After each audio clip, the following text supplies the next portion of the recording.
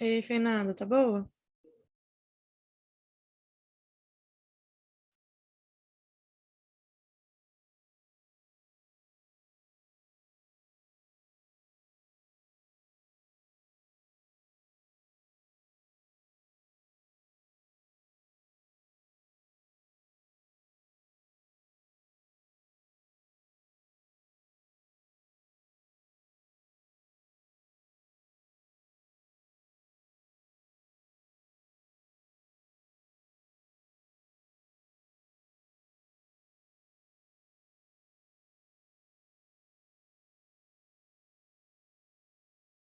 Eu não tô te ouvindo, Fernanda.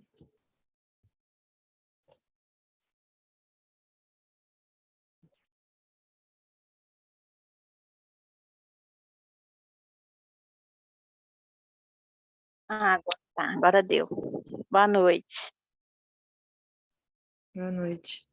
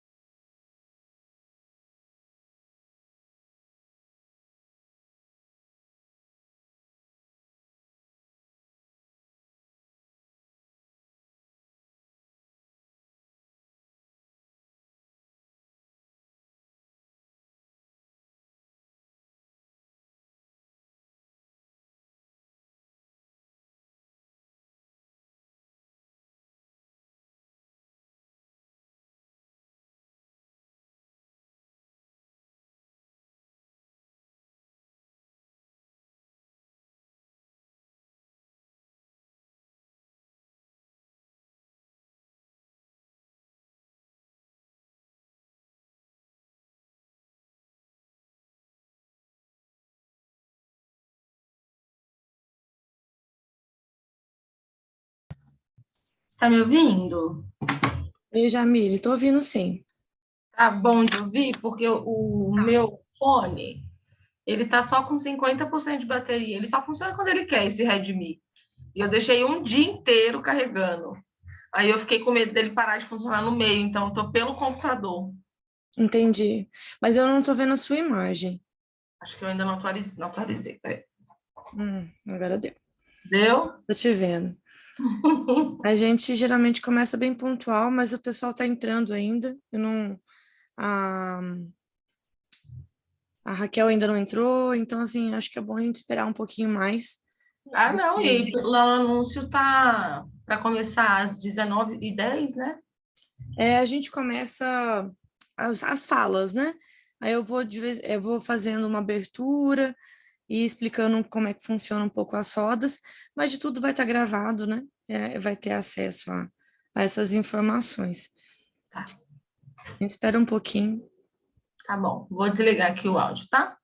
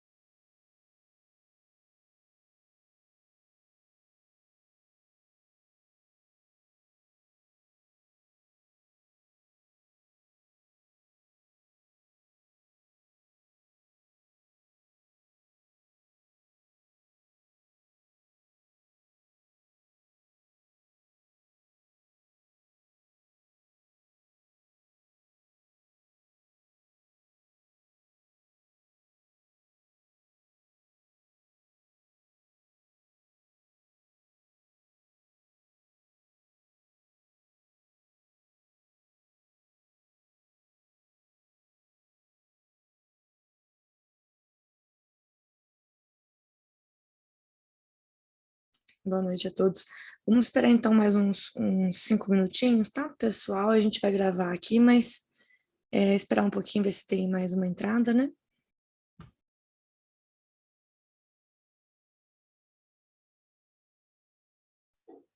Tá, joia.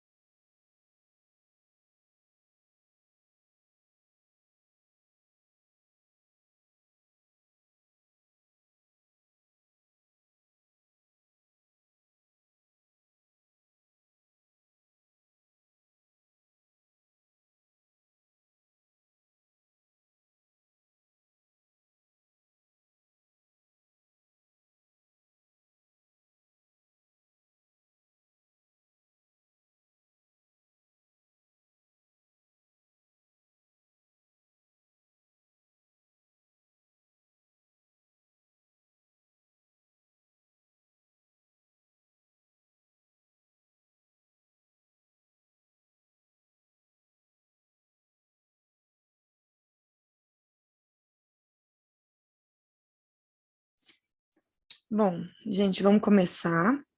Como vai estar gravado, fico mais tranquila, né? Para a gente poder talvez depois compartilhar, quem puder compartilhar essa apresentação depois nos grupos, né? Poder discutir isso em outros espaços, em outras rodas. Hoje é o nosso último encontro, nossa última roda de conversa do ano. A gente teve várias temáticas importantes esse ano, né? Então, retomando aqui, né, a saúde mental do trabalhador, né, a influência do trabalho na saúde mental, a questão das sexualidades, dos gêneros, a gente discutiu, e agora a gente vai finalizar, né, com a questão do racismo, né, com duas pessoas muito bacanas que toparam essa empreitada aqui com a gente. A ideia era que a gente tivesse uma roda de conversa mesmo, então vão ter essas duas pessoas apresentando, mas o espaço é aberto depois para a gente poder conversar. O intuito, quando a gente começou tudo isso, né? Eu e a Eliana e a Cláudia, né, que não está aqui hoje, que fazemos parte da. Vocês estão conseguindo me ouvir? A Eliana falou que eu travei. O intuito com essas rodas de conversa era justamente aproximar dos terapeutas ocupacionais dos fisioterapeutas, né, com essas temáticas que têm uma interface tão importante com a saúde e com a saúde mental, já que a gente é da Comissão de Saúde Mental, e através dessas rodas de conversa a gente ir também melhorando as nossas práticas, né, trazendo crítica ao nosso trabalho, ao nosso convívio. Então, a perspectiva hoje que a gente vai trabalhar em duas frentes praticamente, né? A do usuário, como é que o racismo ali, né, pode estar fazendo, tá influenciando na vida desse usuário, ou paciente, ou cliente, né, como a gente quiser chamar aqui, e do profissional também, né, do profissional de saúde que está ali cuidando, né, que às vezes sofre racismo, que às vezes que também perpetua essa prática. Então, a discussão vai girar um pouco em torno disso. Então, eu não sei se a Eliana quer se apresentar, também faz parte da nossa comissão de saúde mental. Não sei se ela estava em trânsito, ela falou que ia tentar se apresentar para vocês. E aí, Eliana? Oi, eu estou em trânsito, parei o carro para dormitar. Eu vou ouvindo o caminho. Eu já trazei mais ainda, né? Teve um caso lá. Mas, né, sou Eliana, terapeuta ocupacional também da comissão. E, assim, como a Thais falou, né? As temáticas que nós trouxemos, fechando com essa, assim, são temáticas muito importantes para nós, enquanto profissionais terapeutas ocupacionais, para sair da nossa caixinha, assim, né? E fazer intervenções com temáticas que muitos dos profissionais não têm a dimensão da importância das temáticas que nós trouxemos para as discussões, né? Como que ela perpassa a saúde mental, principalmente nossa saúde mental, né? Dos usuários que nós atendemos. Mas é isso. E aí vou ouvindo vocês, vou fechar a câmera e vou ouvindo. Estou ouvindo bem, mas eu não vou, né, poder ficar com a câmera aberta, tá bom? Tranquilo, obrigada, Eliana. Então, assim, a gente transparente, né? A gente quer ser transparente. A gente teve algumas questões, algumas pessoas questionaram em relação a essas rodas de conversa que a gente teve, não só essa, como várias outras. Então, o intuito é a gente poder ter uma prática mais crítica, uma prática clínica que valoriza, né, os seres humanos. A fala vai ser todas de vocês e a abertura para a gente poder fazer essa roda de conversa, tá? Não vou me delongar. Quero que vocês se aproximem do conselho também, né, físios, TOs, e possam fazer sugestões no nosso canal, né, no nosso e-mail, e também denúncias, tá? Então, eu vou apresentando aqui, já agradecendo já a Jamile, né, eu vou apresentar a Jamile primeiro, né, ela vai falar com o primeiro. Então, a Jamile Ferreira dos Santos, ela é TO, ela é formada pela UFSCar, e ela realizou residência multiprofissional em saúde mental pela FEMIG, atuou como terapeuta ocupacional na Rede de Saúde Mental de Belo Horizonte entre 2020 e 2022, e atualmente trabalha como TO em um CAPS infanto-juvenil. Então, muito obrigada, Jamile, pela participação, e a fala é toda sua. Boa noite a todos, né? Assim, eu vou agradecer a introdução e vou sinalizar que eu e Raquel subvertemos um pouco a lógica do sistema hoje. A gente achou muito importante fazer um contexto sócio-histórico antes, sabe, Thaís? Até pelos questionamentos, até por aquela mensagem que você me mandou, né? Eu fiquei muito com aquilo na cabeça, depois eu vou comentar quando for falar. Então, eu acho que iniciar essa conversa com um solo fértil, da gente entender de onde é que a gente está falando, isso também pode nos ajudar a direcionar perguntas para a nossa categoria mais efetivas, tá? Então, por isso, eu vou passar a palavra para a Raquel. Ótimo, fiquem à vontade. A gente está aqui para ouvir. Boa noite a todas, a todos. Primeiro quero agradecer o convite ao CREFITO Minas Gerais de poder estar nessa roda de conversa junto com Jamile, uma temática tão importante, atual, pertinente, que faz parte da formação sócio-histórica brasileira. Eu vou me apresentar, então. Eu sou Raquel Gouveia, assistente social de formação, pós-doutoranda em Direito na Pontifícia Universidade Católica do Rio de Janeiro, professora adjunta na Universidade Federal do Rio de Janeiro, professora colaboradora do Programa de Pós-Graduação em Política Social da Universidade Federal Fluminense, coordenadora do projeto de pesquisa e extensão Luta Antimanicomial e Feminismos e do projeto de pesquisa e extensão Encruzilhadas, Diálogos Antirracistas, vinculadas à UFRJ e também à Defensoria Pública da Universidade de Coimbra. Então, são algumas vinculações que eu tenho atualmente. Me reconheço como uma mulher negra e me coloco como militante da luta antimanicomial, e venho pensando, não só no espaço acadêmico, mas também nos espaços políticos, sobre a saúde mental e as relações de gênero, raça e classe. Tem sido essa a minha contribuição para o campo da saúde mental e da atenção psicossocial, e a ideia hoje é a gente poder dialogar um pouquinho a partir de algumas provocações que eu venho estimulando e também venho pensando em relação a isso. Acho que a primeira questão, já de maneira introdutória, é reconhecermos o quanto que o racismo é estrutural e estruturante e atravessa os processos de subjetivação e os modos de vida. O que eu quero dizer com isso? Que a forma como nos constituímos sujeitos, na nossa sociedade é atravessada pelo racismo. O racismo não é algo aleatório, ele tem uma concretude, ele se materializa cotidianamente, e a gente vê a naturalização do extermínio da população negra, indígena, quilombola, favelada, LGBTQIA+, na sociedade brasileira e em outros países, mas no Brasil há um contorno particular que a gente precisa entender. E não só a forma como nós existimos, mas também nos modos de vida, nas formas como nos relacionamos, nas instituições, nos múltiplos braços do Estado, ou seja, então está colocado na sociabilidade as expressões do racismo. Então, acho que começarmos a reconhecer que a sociedade moderna ela se constitui através da base racista, colonialista, patriarcal, é fundamental.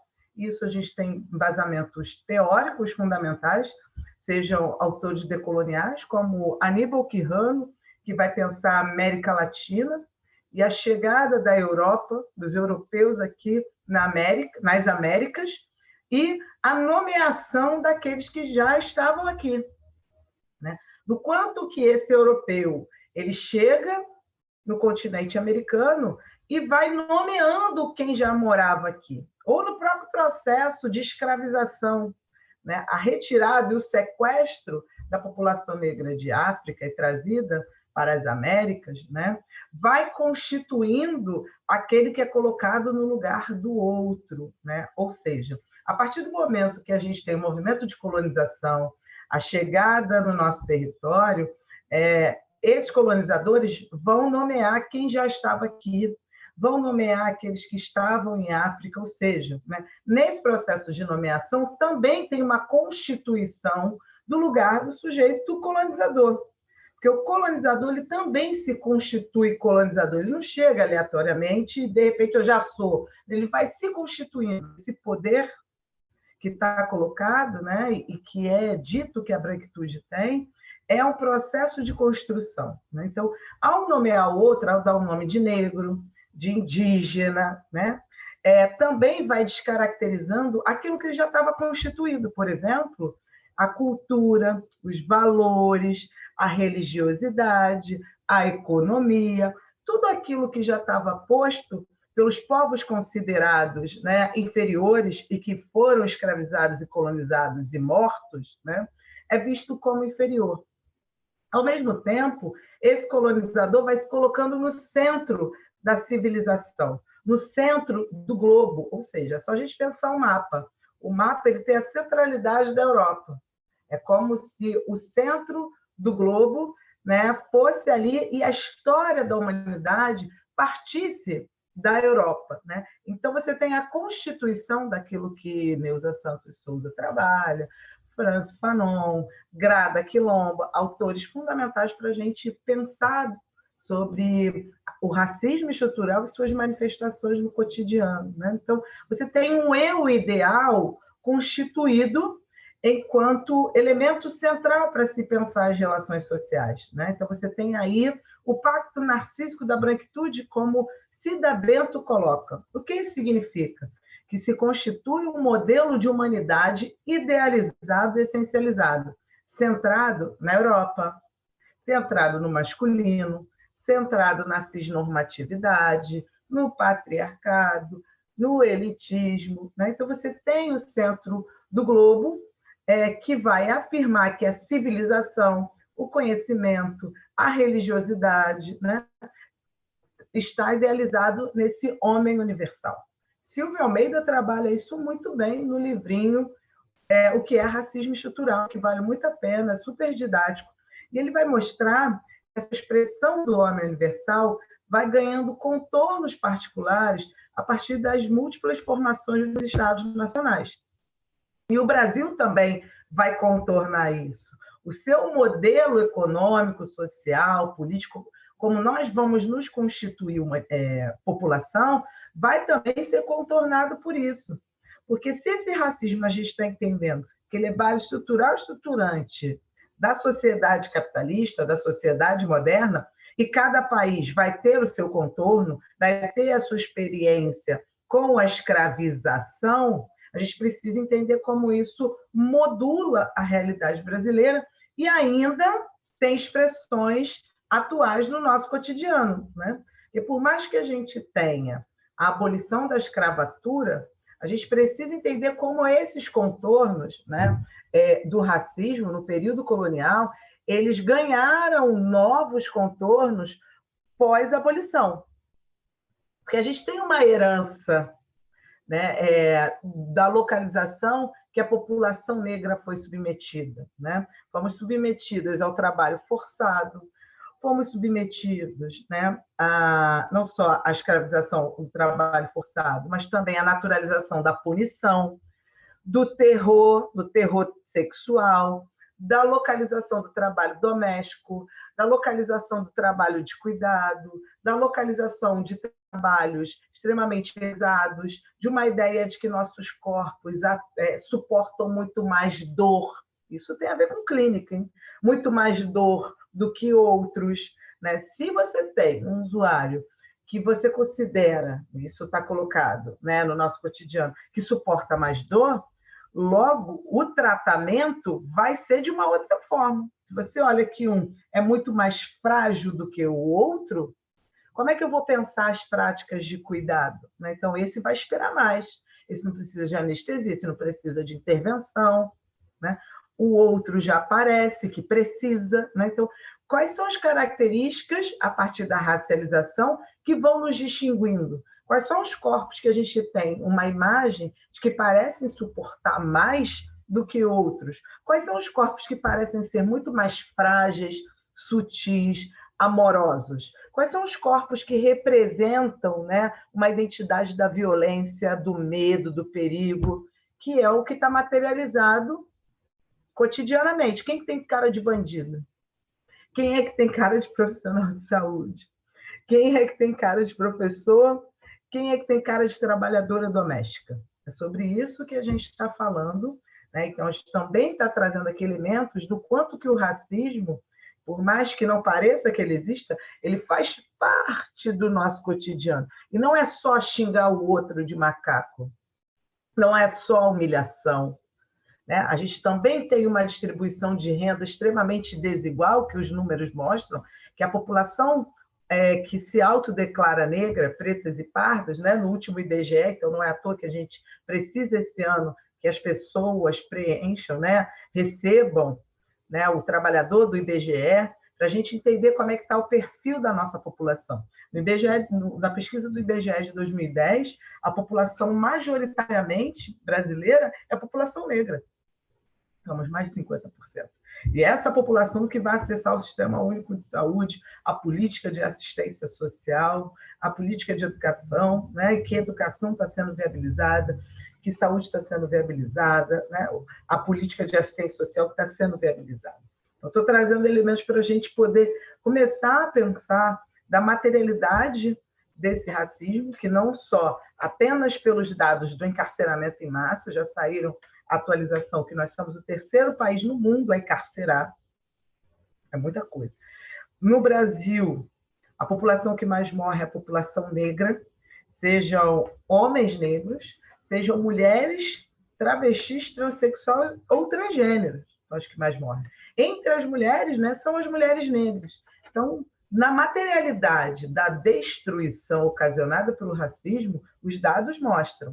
A gente também tem dados que mostram que a população que acessa o Sistema Único de Saúde é predominante, 80% de população negra. Então, os dados já mostram sobre isso. A questão é a gente entender como isso perpassa o nosso cotidiano e nos contorna, a todos nós. Porque racismo não é um problema de negro, é um problema da sociedade. É um problema criado, nomeado, instituído pela população branca que cá colonizou as Américas e outros países, né? E aí entendemos como isso beneficia alguns e gera a morte de outros, para que a gente possa, né, proporcionar uma sociedade em que todos tenham direito à vida, né? E não à condenação da existência. E para isso eu pensei de trazer 3 pontinhos para a gente poder conversar, né? Depois da Jamile. O primeiro ponto que eu queria, só foi essa introdução só, tá? O primeiro ponto que eu queria trazer é sobre o silêncio. O não dizer, ou melhor, na psicanálise, né, o não dito. Quando a gente não diz, quando a gente não nomeia, aquilo fica sempre ali pairando no ar e ninguém diz o que é, mas todo mundo sabe que existe. É como se fosse o grande almoço de domingo da nossa família. Tem muitas coisas que atravessam a família e a gente pouco vai nomeando para não constranger, para não gerar situações difíceis de gerir, né? A traição do tio em relação à tia, o jovem que é gay, ninguém quer revelar para a mãe que é, e todo mundo sabe que ele é, né? A menina que já tem relações sexuais, mas não vai trazer para a cena, mas todo mundo sabe, o pai finge que não sabe porque aí tem o machismo dele, ninguém coloca, né? A crise do casamento que está dada, todo mundo percebe, né? Mas todo mundo diz, não, vai contornando e vai levando, como se o casamento fosse eterno. É sobre isso, né? O silêncio que está pactuado, para não gerar incômodos, faz parte também da formação da nossa realidade. No Brasil, tem um grande pacto, que é o Pacto Narcísico da Branquitude, que Cida Bento vai destrinchar super bem no seu livro, né? Que vai promover um grande silêncio assentado no mito da democracia racial. Problema da pós-abolição. Acabou a escravização, agora somos um país que está se desenvolvendo, né? E que precisa de força de trabalho. Mas não é a população negra que vai ser introduzida no trabalho formal. A gente precisa trazer imigrantes e da terra, dar condições de vida para esses imigrantes que forem estimulados para vir para cá, europeus, né? Então, você vai dando espaço para que esses europeus possam se constituir e ajudar no desenvolvimento do país. Mas e a população negra? Continua subalternizada. E agora, completamente à margem, né, dos direitos que vão se constituindo para os trabalhadores formais. E essa população negra vai ficando à mercê. As mulheres negras, outrora na Casa Grande, sempre atuaram como ali proporcionando o cuidado das crianças pequenas, como a mãe preta, como a ama de leite, né, que maternava os filhos de Sinhá, como a mucama, que era trabalhadora doméstica, ou seja, continuam atuando agora com baixos salários, sem reconhecimento desse trabalho, mas continuam na Casa Grande e agora em outras condições, né? Condições análogas à escravidão, porque a gente muda de regime, mas as condições continuam, né, subalternizadas. Em alguns momentos do trabalho, né, é por troca de alimentação, é por troca de moradia, sem reconhecimento dos direitos, já que o reconhecimento do trabalho, do vínculo de trabalho das trabalhadoras domésticas se deu tardiamente, né? E isso é uma dessas heranças do período da escravização que a gente precisa reconhecer, né? Que ainda vai colocando as mulheres negras nesse lugar subalterno. Por que é difícil ver mulheres negras com formação de ensino superior, professoras universitárias, em cargos de gestão, de poder, de liderança, né? E hoje tem muitas apostas acontecendo, por causa desse lugar subalterno em que fomos colocadas. E que não é só o lugar do trabalho, não. É também do afeto, do amor, que existe uma hierarquização dos afetos. Existe, né? E aí a interface entre a esfera pública e a esfera privada, uma diferença para quem pode constituir família, para quem pode gozar da maternidade, e não são todos os corpos e subjetividades, né? Isso atravessa o cuidado de saúde mental. Isso atravessa, né, a forma de operar o cuidado em saúde mental. Qual é a concepção que a gente tem de mundo também vai atravessar como a gente enxerga o nosso usuário, aquele que a gente atende, seja no consultório, seja na política pública. Isso vai nos atravessar, né? Mas esse silêncio, ele também diz sobre disputas de narrativa. Quem é que sempre pôde nomear? Quem é que sempre pôde falar? Quem é que sempre pôde dizer? Quem sempre ocupou os espaços para dizer? Não foi a população negra. A população negra sempre foi silenciada. Sempre foi colocada em nós a máscara do silenciamento, como a Grada Quilomba vai trabalhar em seu livro Memórias da Plantação. E o silenciamento, ele produz dores, porque eu não posso dizer, eu não posso falar sobre a minha dor, eu não posso falar sobre a minha alegria, eu não posso me manifestar, eu não posso me colocar, porque esse é o lugar do humano. E o não humano, que está na zona da irracionalidade, que está na zona, né, de ser o outro, o inverso do eu ideal, e aqui eu estou trabalhando, né, com Francis Fanon, um autor extremamente importante, estou trabalhando com Pele Negra de Máscaras Brancas, estou trabalhando com Condenados da Terra, né, que são literaturas fundamentais para a gente reconhecer esse racismo como parte do globo, mas também nos ajuda a dar esses contornos que fazem parte da formação social brasileira. Então, há uma disputa de narrativa. E quem tem autorização de falar é aquele que é reconhecido como humano. Isso tem a ver com a colonialidade do poder, o poder de narrar, de dizer que é possível, de dizer que existe uma história universal, centralizada no eu ideal, né? E deixa eu pergunta, quem é que se beneficia com o silêncio? Para o segundo ponto, né, eu quero trazer sobre o apagamento. Eu falei sobre o silêncio, não dito. Agora eu quero falar sobre o apagar, porque não é só não dizer. Eu apago a construção de memórias coletivas. E na memória coletiva, eu só deixo as narrativas hegemônicas. Ou seja, a história dos vencedores, a história daquele que tem o poder de dizer. E aquele que tem o poder de dizer também tem o poder de saber, de produzir conhecimento. Isso diz dos processos de formação. Quantos autores e autoras negras nós tivemos na nossa formação? Seja na graduação, seja especialização, seja mestrado. Quantos professores negros, quantos grupos de pesquisa vocês tiveram acesso e que levaram esse debate? que pensam, né, as tecnologias de cuidado em saúde atravessados por uma lógica que tem o racismo enquanto espinha dorsal.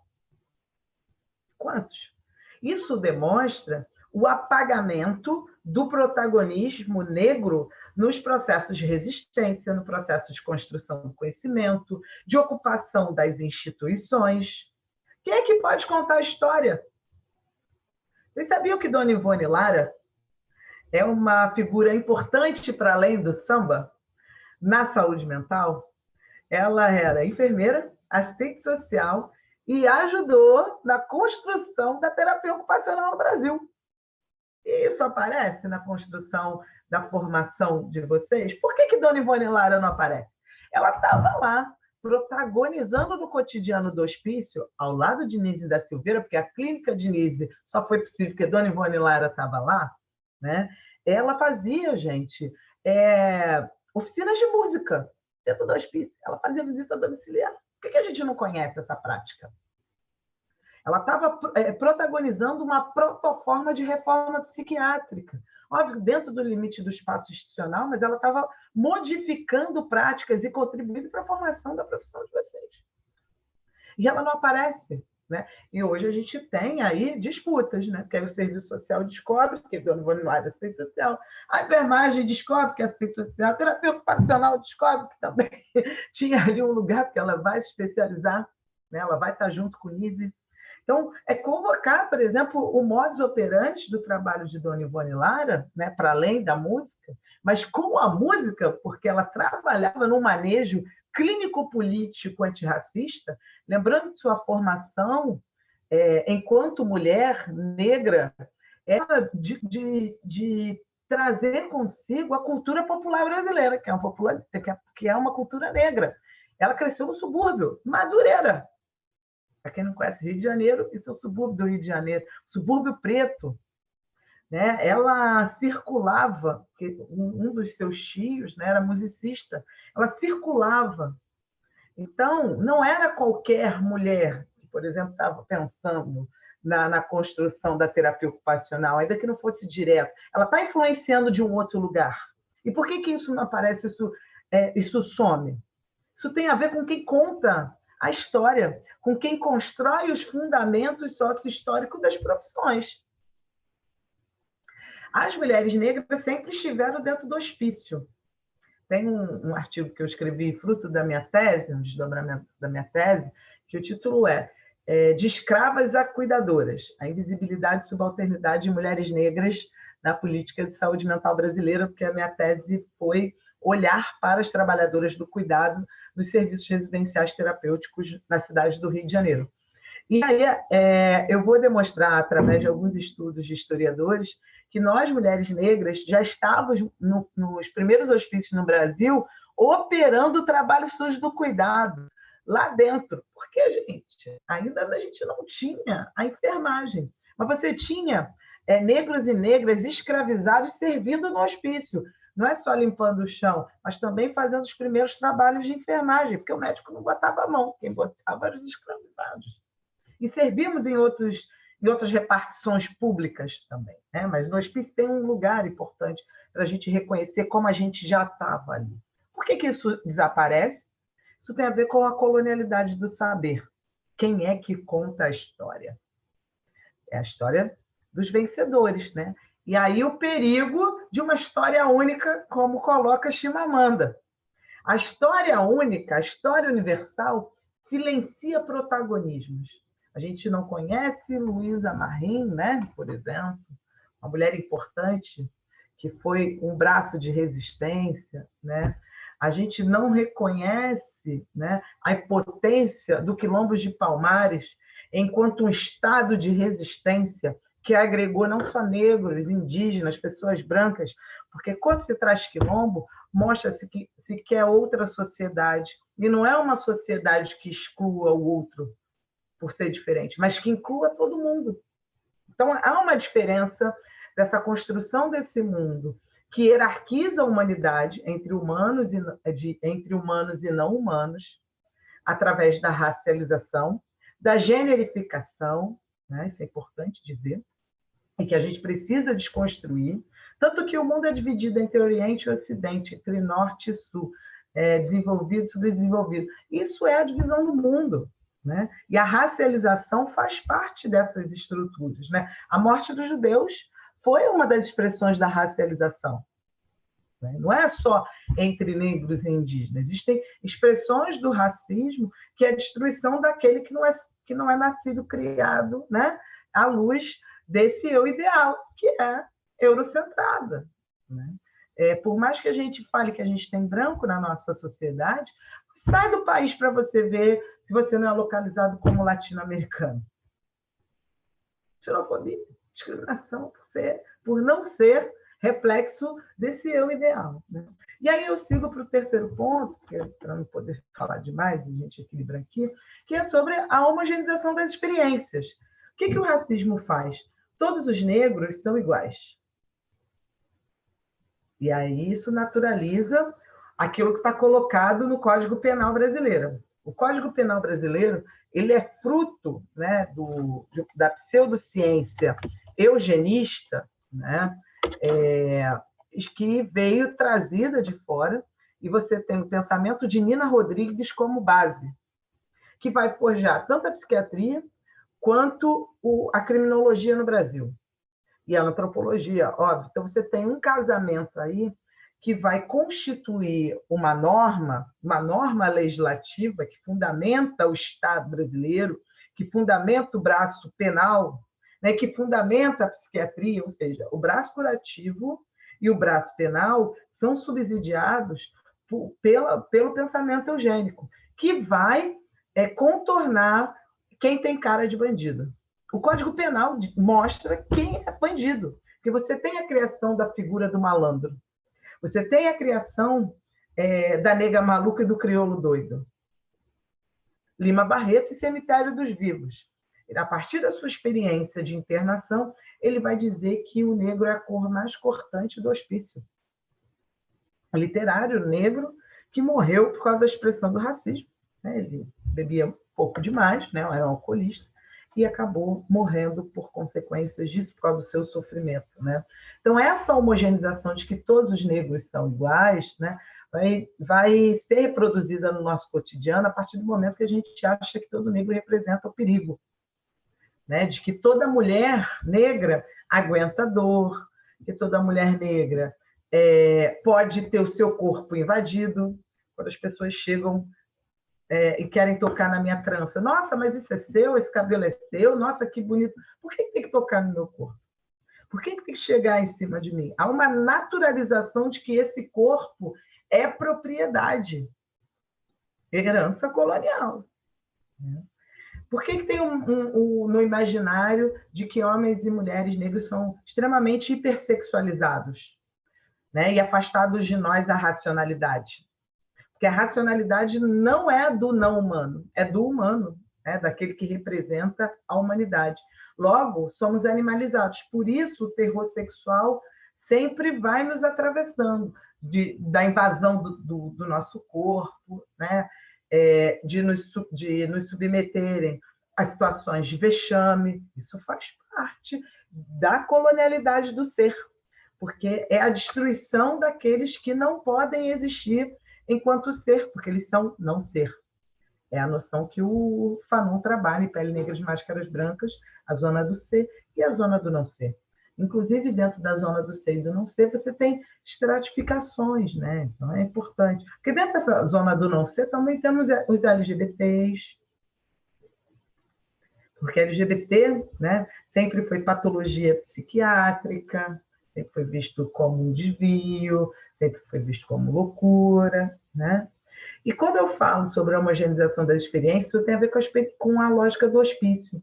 O hospício nos enquadra, é como quem estivesse ali fosse igual. São só corpos, né, abjetos, que estão ali, são loucos, desviantes, perigosos. E aí, né, com essa padronização do existir, quem é que tem o direito, quem é que pode sofrer, quem é que tem o seu sofrimento reconhecido e que pode ter acesso ao cuidado, e que tipo de cuidado? Numa sociedade estruturalmente, né, perpetuadora da destruição, quem que pode ter o seu processo de sofrimento e adoecimento psicossocial reconhecido e disponibilizado o cuidado de saúde mental. E qual cuidado de saúde mental? Porque o cuidado de saúde mental está em disputa. Ele está em disputa pelo mercado, ele está em disputa pela indústria farmacêutica, ele está em disputa, né, por uma perspectiva de psiquiatria conservadora, ele está em disputa por uma perspectiva que hoje se coloca, né, a partir de bases religiosas conservadoras, como as comunidades terapêuticas.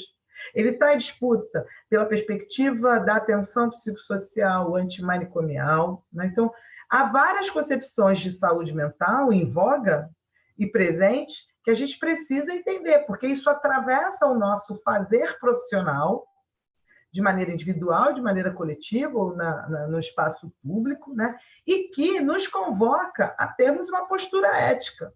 Isso tem a ver com os códigos profissionais, né? Não dá para aceitarmos nenhuma discriminação às pessoas que a gente atende, ou também sermos discriminados pela nossa identidade de gênero, pela nossa localização racial, né? Por discriminação, inclusive, de classe, de gênero, etc. Né? Então, os nossos códigos de ética, eles nos protegem em relação a isso, mas também protegem os nossos usuários. Né? Ah, mas Raquel, eu consigo separar. Não, todos nós somos atravessados.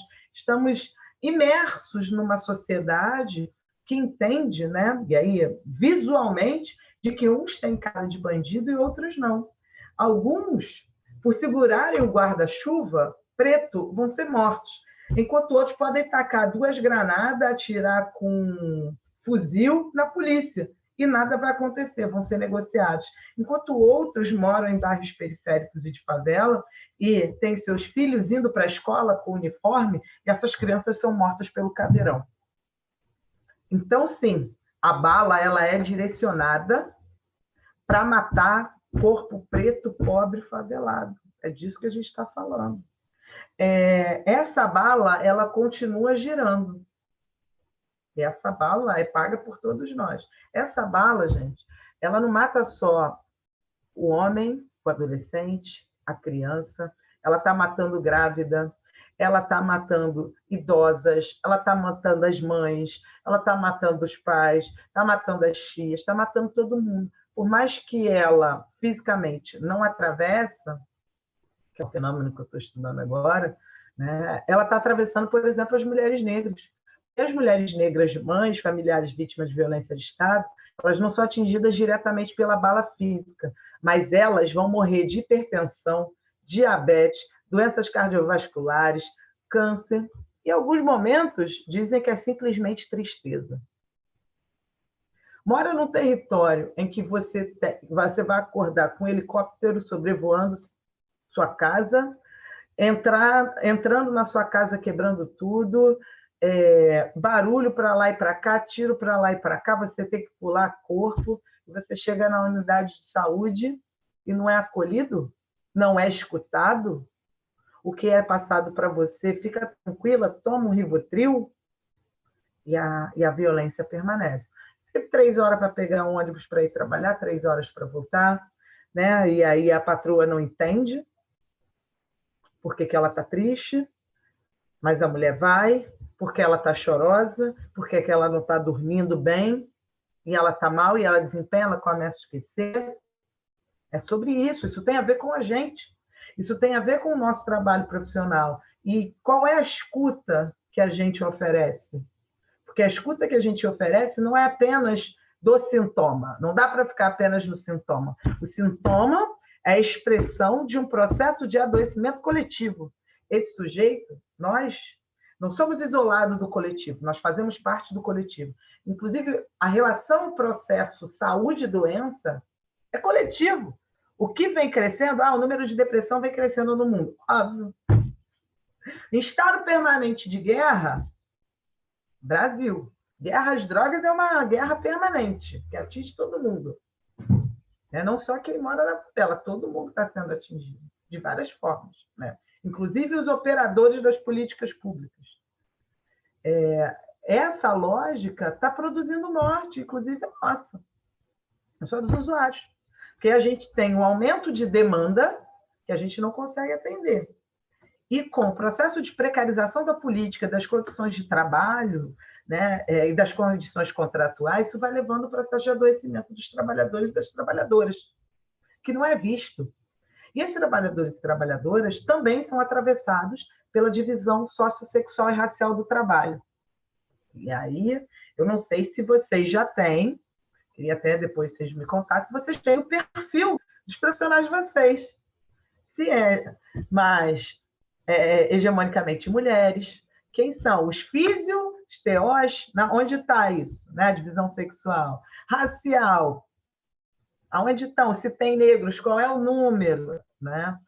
O perfil disso é fundamental. Por exemplo, o COFEM tem, hegemonicamente, dentro da categoria profissional da enfermagem, você tem uma divisão racial explícita. Nível superior, hegemonicamente, é uma profissão feminina, as enfermeiras são hegemonicamente brancas e as técnicas auxiliares são negras. Na medicina, no último levantamento que o CFM, junto com a Unifesp, fez, quanto mais velho o médico, mais velho vai ser marcado hegemonicamente por serem médicos homens. Quanto mais jovens serão mulheres. Só que o CFM não trabalhou a CREMESP com o quesito raça-cor. Interessante, né? Por que desaparece? Serviço social, hegemonicamente uma profissão feminina, acabou de sair os dados. E majoritariamente uma profissão com assistentes sociais negras. Muito interessante, porque aí, quando pega a formação, quem são as intelectuais? São mulheres brancas. Você tem uma divisão dentro da racionalidade, da intelectualidade da assistência social. Então, a gente vai percebendo, eu estou estimulando aqui vocês para pensarem isso, para poder entender como isso aparece dentro das categorias profissionais, né, como um todo, como isso aparece no processo de trabalho também, né? Como isso aparece no fazer profissional, seja na clínica estrito, né? Ou seja, lá na política pública, no operar coletivo, no processo de trabalho coletivo. Né? Isso está nos atravessando como todo, enquanto sujeito, enquanto trabalhador, processo de trabalho coletivo, o nosso usuário, usuária, né? Porque isso não é um problema só, isso não é um problema de negro, isso é um problema da sociedade, e que a gente precisa criar estratégias de combate. Para isso, a gente tem que começar a adotar o quesito raça-cor, né, no trabalho. No trabalho consultório, então, quem é o teu usuário? Quem é que tu atende? Né? Você tem a ficha lá, vamos lá, qual é o levantamento? Nós precisamos. Como isso se expressa no cotidiano de trabalho, né? Nessa divisão sociossexual, na hierarquização das equipes, quem é que pensa o trabalho, quem é que executa? Isso tem uma divisão. Pensarmos também na formação. Na formação, a gente tem disciplinas que trabalham esse tema? Se não tem, isso precisa ser incorporado. Transversalizar o tema, porque não é algo do especialista, isso faz parte da sociedade como um todo, então precisa ser transversal. Né? A contribuição de intelectuais negros e negras, né? Outras epistemologias, a inserção de intelectuais na universidade, negros, e que não necessariamente, só porque eu sou negra, eu tenho que ficar falando de racismo, né? Porque eu não sou especialista em racismo, isso não é um problema meu. Né? A gente é intelectual e vai pensar a sociedade como todas essas expressões. Né? Então, a gente precisa começar a incorporar isso, para que também no cotidiano do trabalho, no manejo da clínica, né, do cuidado em saúde, a gente possa produzir tecnologias que rompam essa lógica da destruição. Vou parar por aqui, porque eu já falei muito, e aí passar a bola para a Jamília. Obrigada, gente. Raquel, muito obrigada. Essa fala me contemplou muito. Eu estava assim, tentando fazer anotação, mas vou só curtir, tá muito bom. Mas assim, o que eu fiquei pensando também é que existe uma fragmentação entre mente e corpo, né? Que traz assim, um dos questionamentos que nos trouxeram, né? O que é a fisioterapia, por exemplo, ou quem trabalha com a reabilitação física tem a ver com racismo. Ela foi muito mais explicativa do que a minha, assim, né? Eu acho que essa divisão, né, da saúde e da saúde mental, não se tem como falar de saúde se a gente não falar de saúde mental, né?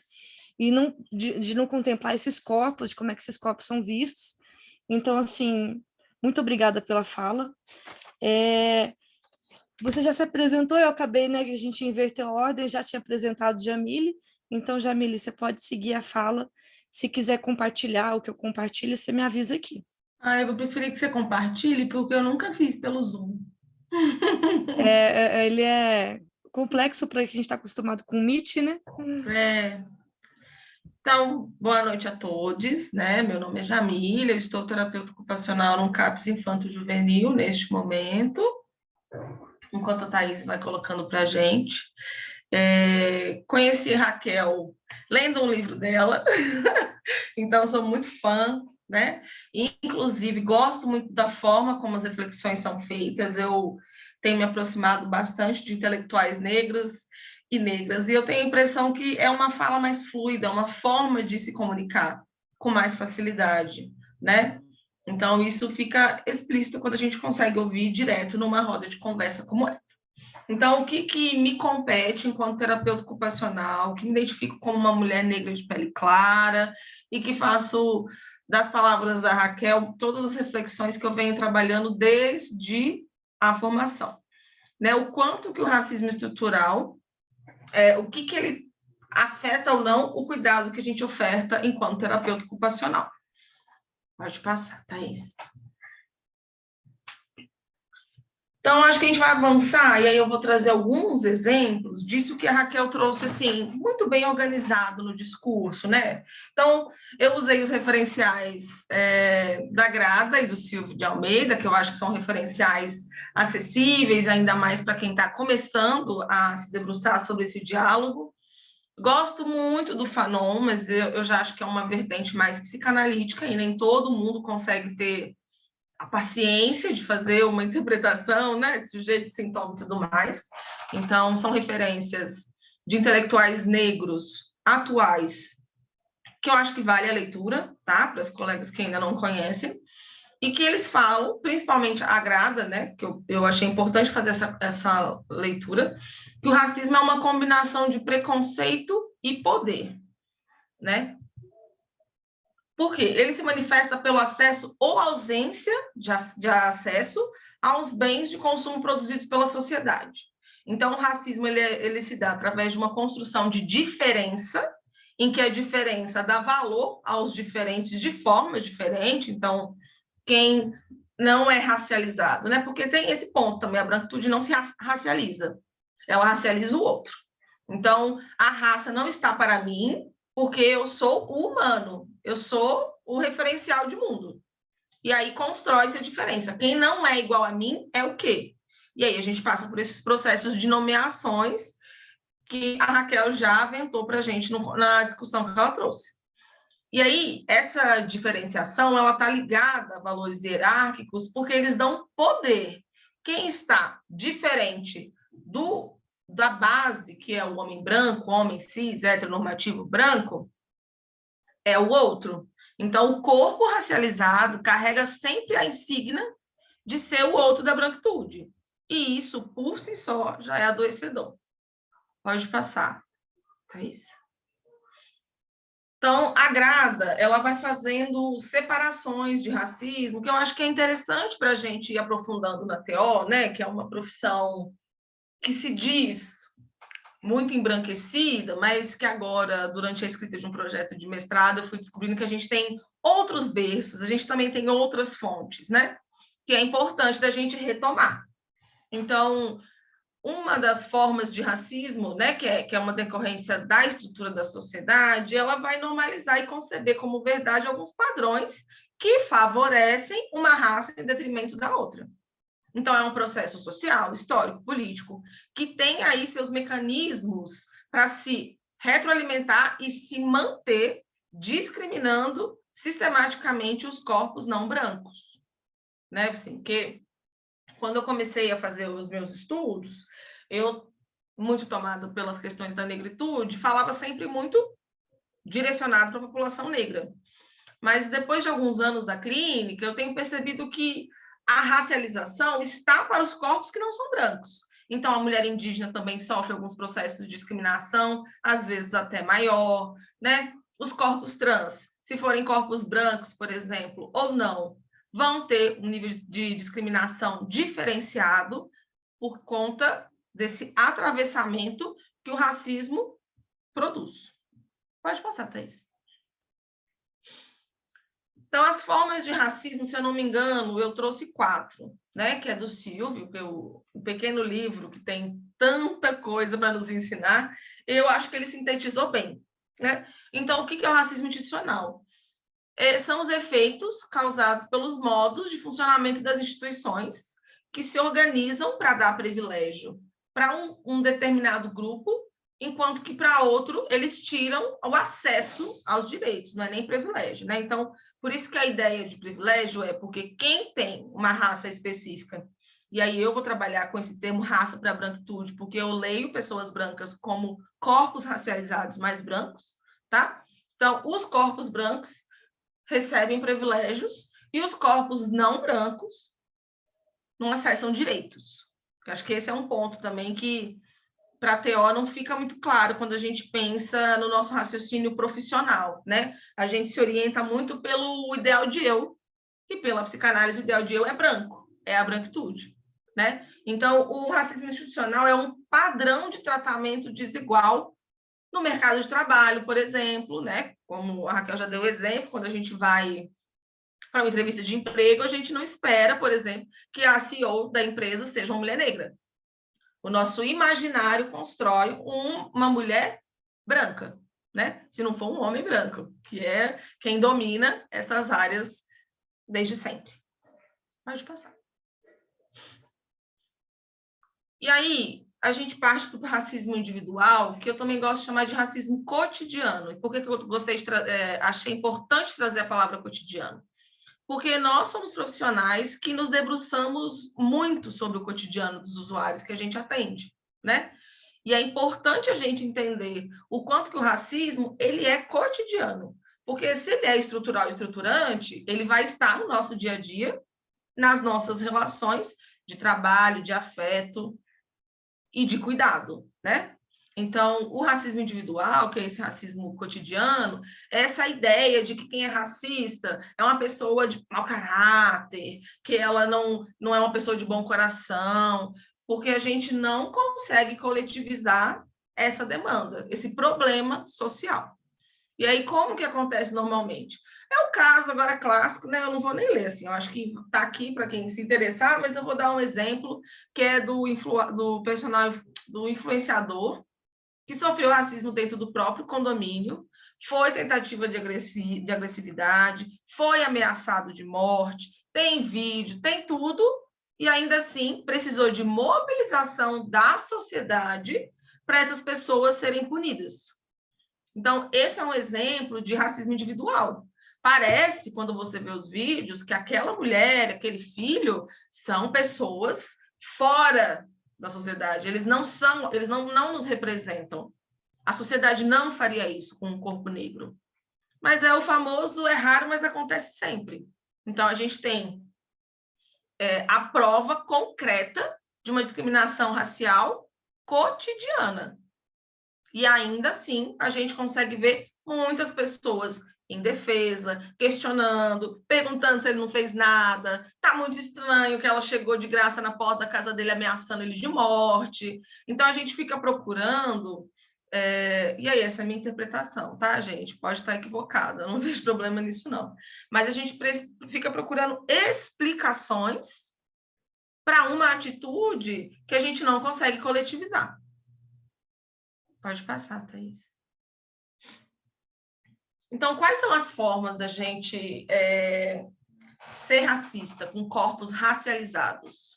Então, a gente infantiliza, principalmente no cuidado, na clínica de saúde mental, a gente não consegue, às vezes, e eu dou a mão para a palmatória. Em algum momento eu posso ter feito isso também. Porque, apesar de ser uma mulher negra, eu também tenho uma construção de sujeito permeada e atravessada por vivências racistas. Tanto enquanto quem sofre, enquanto quem age, né? Todos estamos sujeitos a isso. Então, infantilizar os nossos pacientes é pensar que eles não vão dar conta de fazer coisas básicas, como, por exemplo, a gente dá o passe do ônibus, né, nos CAPs, mas a gente às vezes nem sabe se a pessoa anda no próprio bairro. Às vezes a pessoa vai no centro, compra, passa no Iapoque. O Iapoque é um shopping popular, Raquel, muito famoso em Belo Horizonte. Tá? Então, o cara anda pelo Iapoque inteiro, negocia, conversa, mas a gente dá vale para ele para casa, a gente coloca no carro do CAPS, que a gente não sabe se ele dá conta de ir para casa. Essa pode ser uma forma de infantilizar, a gente achar que ele não tem condições de tomar decisões sem alguém para auxiliá-lo.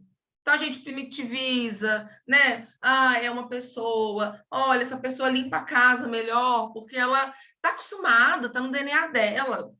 A gente não faz uma reflexão sociopolítica de por que tantas mulheres negras não conseguem ter outra profissão para além de empregada doméstica. Eu falei isso em terapia esses dias, né? O quanto que eu, enquanto mulher negra, fui ensinada, porque a transmissão geracional era essa, de que se eu não quisesse ser nada na vida, eu tinha que saber limpar a casa, porque aí eu poderia ser uma empregada doméstica. Então, a transmissão dessas gerações dentro da minha família a gente sabe limpar a casa. Isso é o que a gente sabe, isso é nosso. Se você conseguisse alguma coisa um pouquinho a mais, isso é mérito seu. Então, essa transmissão geracional de que somos seres que estão ligados às atividades da natureza, às atividades domésticas, isso também é um braço do racismo.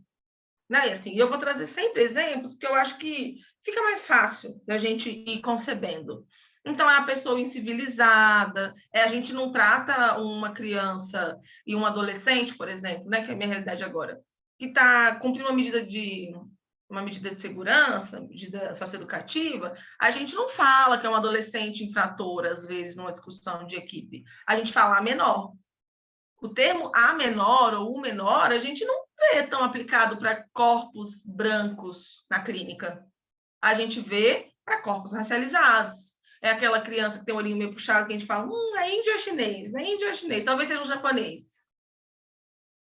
Esse é um dos exemplos, né, que a gente vai vivenciando na clínica, principalmente na clínica de saúde mental, em que os territórios são extremamente vulneráveis e que as crianças e os adolescentes chegam para o cuidado de saúde mental, muitas vezes, através de cumprindo medida socioeducativa.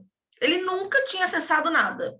Aí ele chega no CAPS, porque dentro do socioeducativo, ele está querendo se matar, ele está muito deprimido, não sai do quarto, não quer escovar dente, aí isso vira um problema. Mas enquanto ele fazia tudo isso lá na favela, em que a polícia entra, derruba, chuta, agride, não pergunta, estava tudo bem. Vira uma questão quando numa instituição total ele não segue as regras. E aí este menor vai conseguir aparecer através da medida infracional. E essa é uma percepção atual, eu tenho percebido isso trabalhando na clínica da infância e da adolescência, porque não chega. Ou dá muito trabalho na escola, ou dá muito trabalho em casa, e a mãe aciona o conselho tutelar, ou já cometeu um ato infracional e chega pelas instituições totais que dão o cuidado. Pode passar, é isso. Então, tem essa animalização, né? Por que eu acho importante a gente falar da animalização? Porque o processo de escravização da população negra após o sequestro em África, ele foi inovador nessa tecnologia de violência. Existia, sim, as escravizações entre povos que lutavam pelo território, e aí quem perdia era escravizado, mas não existia isso como mão de obra, não tinha essa mercadorização do corpo. Então, a população negra que chega ao Brasil, por exemplo, após o sequestro em África, não era tida como gente, né? Então, você escolhia o escravo pelo dente, pelo tamanho do pênis, porque tinha essa ideia de que se tiver um pênis grande, vai ter crianças e escravos fortes para continuar sendo mão de obra escravizada. Então, essa tecnologia de violência que foi a escravização dos corpos negros, ela é uma inovação que está diretamente ligada ao capitalismo, por exemplo. Se retroalimenta, porque não existia uma forma de funcionamento anterior a essa neste modelo de crueldade, né? Assim, aí eu estou achando do caso. E a erotização, eu fiquei pensando muito, né, quando a a Raquel traz essa representação da raça. Então, eu lembro muito de quando a gente está na escola, a gente tem que ler as literaturas, né? E eu lembro que o livro Curtiço me marcou muito a personagem da Rita Baiana, porque a Rita Baiana, ela é a representação do arquétipo da mulher negra hipersexualizada. A mulher que está pronta para transar a qualquer hora, lava a roupa, larga a roupa e vai fazer. Não tem um ser humano ali que você seduz, que você corteja, que você demonstra interesse. É praticamente um animal, né? Então, erotizar é basicamente a gente chamar um corpo de um falo. Você não vê uma pessoa, você vê um falo. E esse falo pode te dar prazer ou ele pode te oferecer riscos, porque você não controla. Então, é importante a gente saber disso, porque às vezes a gente está numa reunião de equipe, assim, e aí, ai, fulano, nossa, é muito difícil, eu não sei o quê. Aí você vai ver, geralmente é um paciente branco, pequenininho, você fala, nossa, do jeito que você falava, eu não imaginava que era esse menino. Não, nem parece com esse trabalho. E o inverso também acontece. Você vai discutir um caso, você fala de uma pessoa doce, gentil, que cuida dos outros usuários, que consegue fazer as intervenções com os pares. E aí você vê, na maioria das vezes, um homem negro, retinto, e aí na reunião de equipe as pessoas, algumas pessoas, né, não posso, posso também. Algumas pessoas, elas ficam chocadas. Nossa, eu não imaginava que fulano era assim. Não parece que ele consegue ser dessa delicadeza com os usuários. E a gente vai se colocando nesses espaços sem uma reflexão de por que é que a gente achou que uma pessoa daquele jeito não poderia oferecer esse tipo de relação, por exemplo. Eu lembro muito de um paciente, eu tinha acabado de chegar no Sersans, né? Eu trabalhei aí em BH, e aí, numa discussão de equipe, uma colega fala, mas ele fala que adoeceu porque ele sofreu muito bullying. Eu falo, mas como que era esse bullying? E o pessoal pichava a mesa dele, xingava ele de negro, levantava a cueca porque era preto, falava do cabelo. Aí eu falei, mas isso é bullying? Que para mim parece racismo, isso não é bullying. Então, quando Raquel traz a discussão dela, né, essa disputa de narrativa, é porque eu poderia muito bem falar, realmente, nossa, bullying é difícil, mas a gente tem que nomear as ações, a gente tem que nomear as coisas que a gente está observando, porque o que está em disputa é dizer ou não dizer. E quando você não diz do racismo, você também está sendo racista. Você está sendo minimamente conivente com uma situação de racismo. Então, nomear é uma forma da gente trazer para a cena uma reflexão que precisa ser feita. Pode passar, Thaís. E aí eu peguei um excerto da Grada que eu acho que responde um pouco, né? Por que a gente diz que o racismo adoece? Então, uma citação literal, acho que tem a indicação no fim, em que ela fala assim, ó, os discursos me colocam como outra quando dizem que eu não posso ser daqui porque eu sou negra.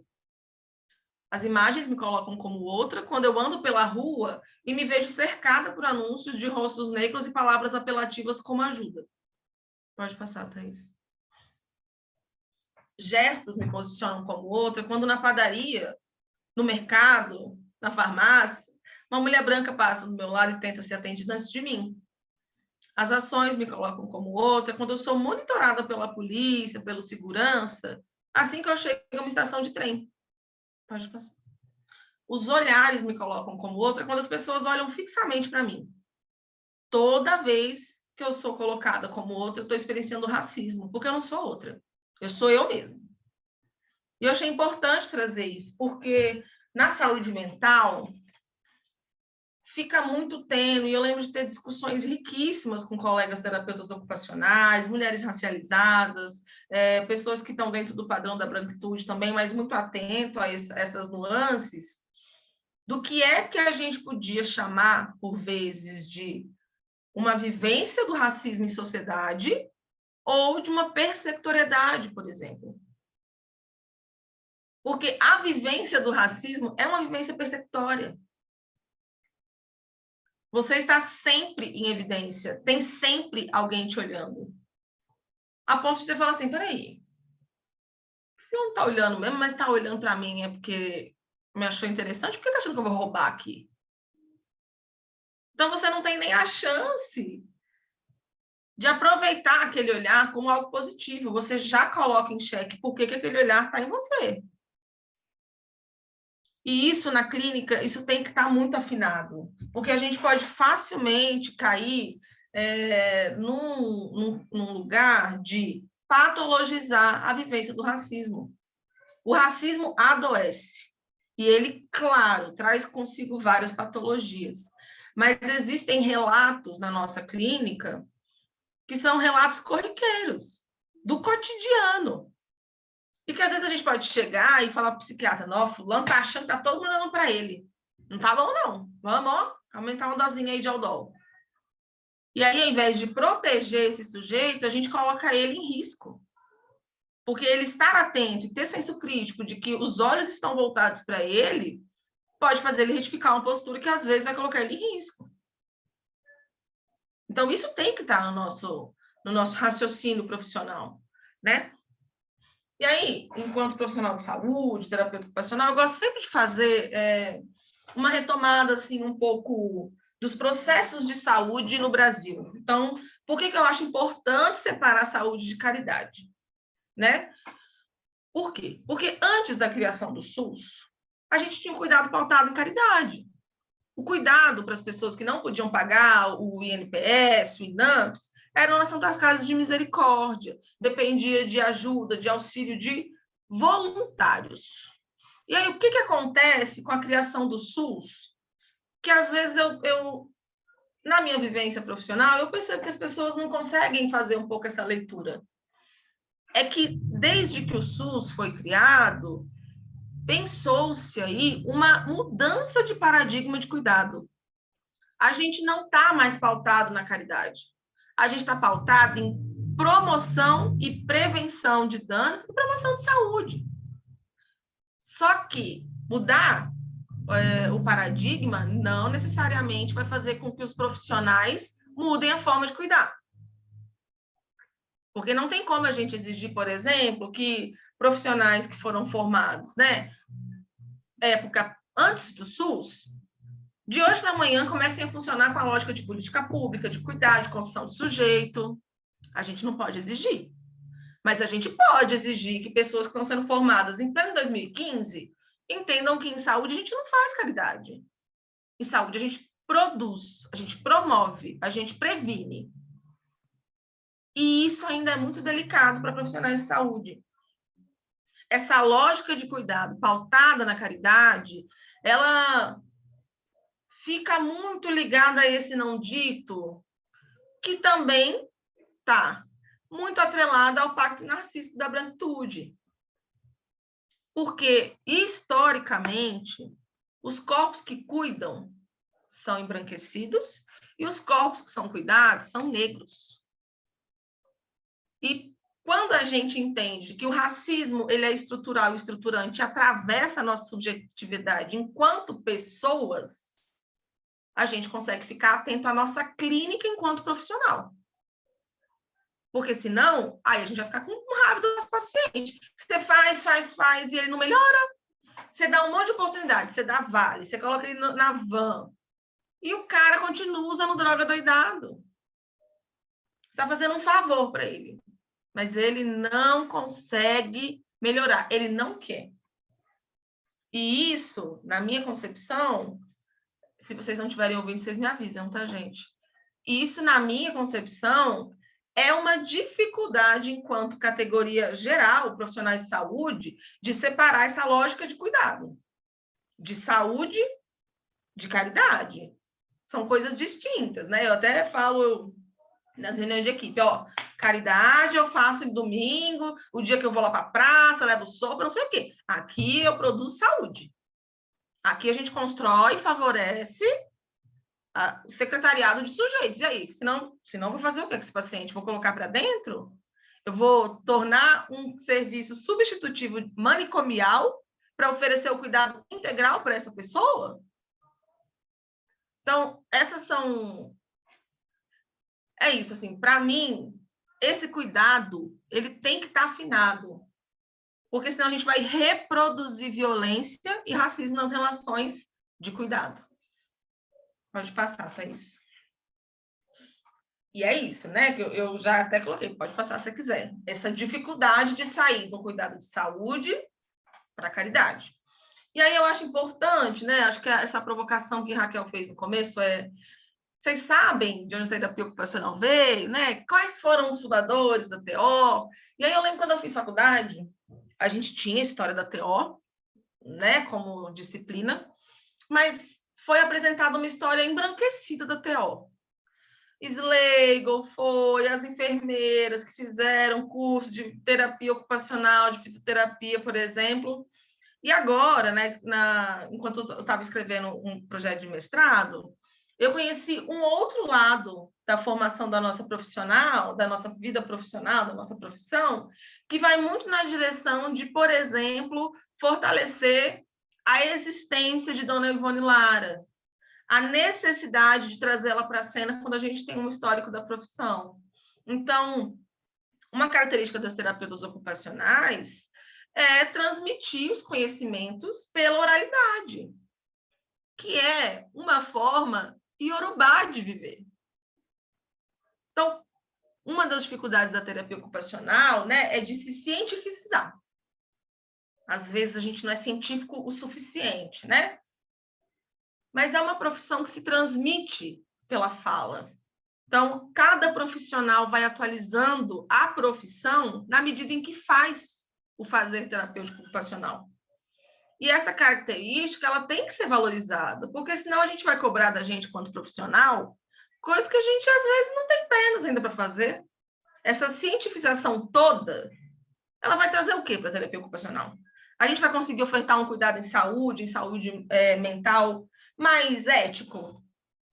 A gente vai conseguir oferecer um cuidado racializado para esses usuários que a gente está atendendo nos espaços, seja em consultório particular, seja no SUS, seja em comunidade terapêutica, porque tem terapeuta ocupacional em comunidade terapêutica, por exemplo.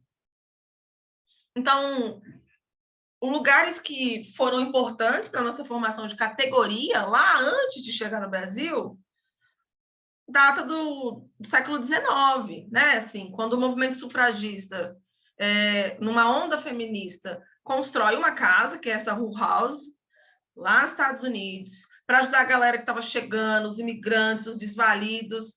E aí tem um sociólogo importante que ele faz o quê? Ele tem essa sacada. E aí ele começa a treinar as profissionais, mulheres brancas, para fazer uma clínica racializada. A gente está falando de um cuidado antirracista e decolonial no século XIX. Mas que a gente só está podendo acessar essa história agora, em 2018, 2020, que uma leva de terapeutas ocupacionais mais críticas, mais decoloniais no raciocínio profissional, tem tentado entender por que a gente fala que a TO é tão embranquecida. A TO eram aquelas mulheres que eram mulheres abastadas e cansadas de ficar em casa, foram ajudar na saúde. Gente, a gente está falando do século XIX. A gente está falando de uma pensão praticamente de imigrantes, de pobres, desvalidos, periféricos. Um sociólogo tentando replicar o conhecimento e a gente perdeu praticamente 2 séculos de história. E teve acesso a uma história eurocentrada, embranquecida. Então, a gente precisa se perguntar por que a gente demorou tanto para acessar esse ponto da nossa história enquanto categoria. Isso diz também, né, de onde a gente vem e para onde a gente quer ir, né? Então, algumas terapeutas ocupacionais, né, elas, principalmente a Thaís Marcolino, ela diz que a prática da terapia ocupacional, das terapeutas ocupacionais, ela é tácita. Então, se ela é tácita, a gente não reflete tanto sobre o que faz, a gente faz. E aí eu trago um questionamento, né, uma provocação. Se a nossa prática é tácita, ela permite que as profissionais terapeutas ocupacionais questionem o seu fazer?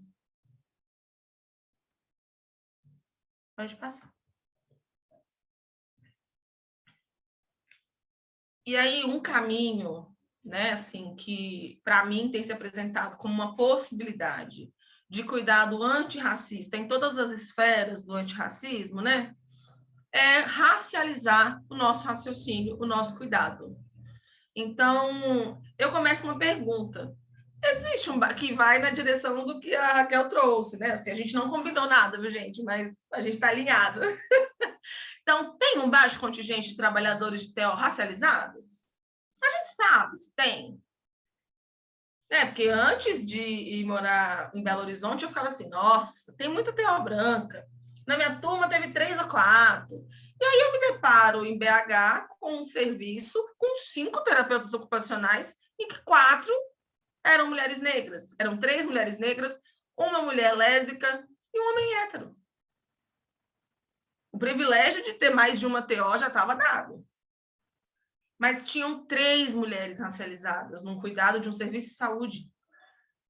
Então, será mesmo que o contingente de terapeutas ocupacionais é mais branco? Ou será que a gente não tem acesso a essa informação?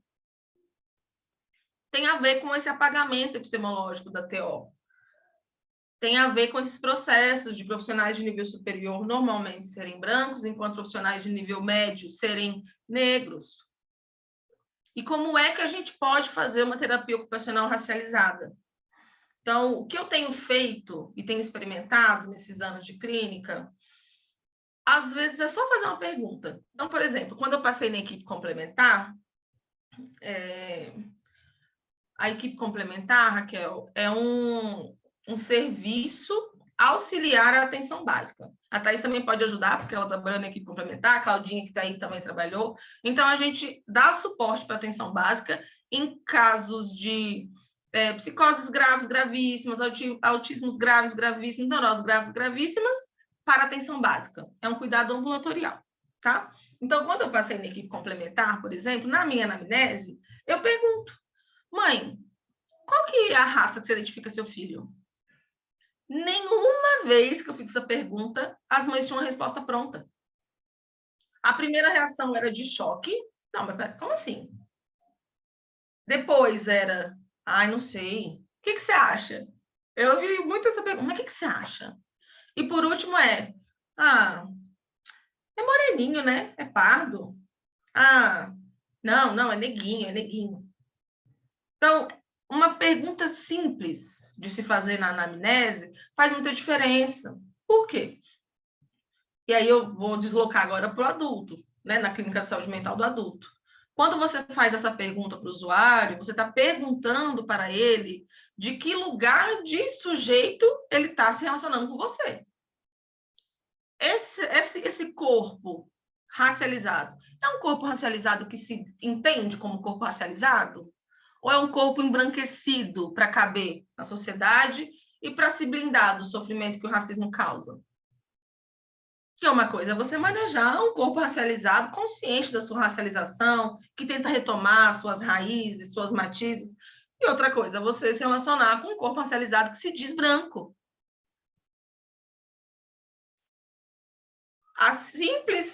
O simples ato de sair da lógica do ideal de eu, que é a branquitude, já torna a nossa clínica racializada.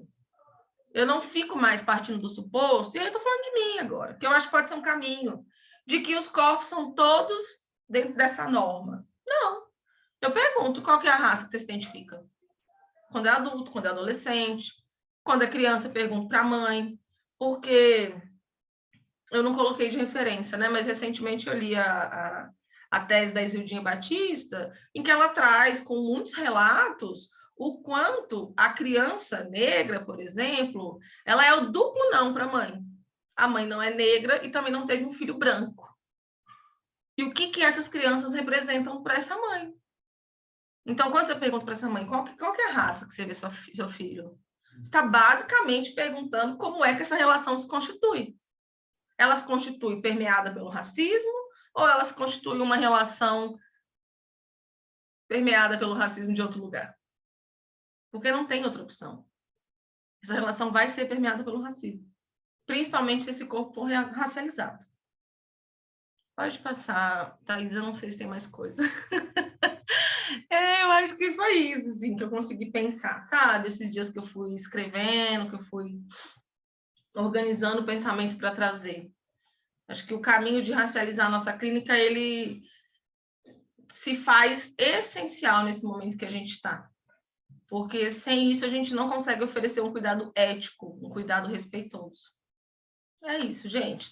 Vamos abrir aqui para discussão, que eu quero ouvir vocês também. Exatamente. É assim, quero que vocês fiquem à vontade para poder fazer a inscrição ou abrir o microfone. Eu tenho as minhas colocações que eu vou deixar para o final, que eu quero ouvir vocês agora.